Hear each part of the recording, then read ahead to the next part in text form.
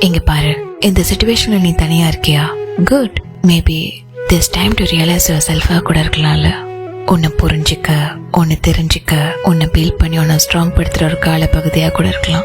இந்த தனிமையை நீயே நரகமா பாக்குற. See, இந்த fake people, fake love, fake relationship, toxic ரிலேஷன்ஷிப்ல சும்மா ஆர்கியூமெண்ட் பண்ணி சண்டை போட்டு கோவப்பட்டு நம்ம எனர்ஜி நம்மளே வேஸ்ட் பண்ணி எதுக்கு?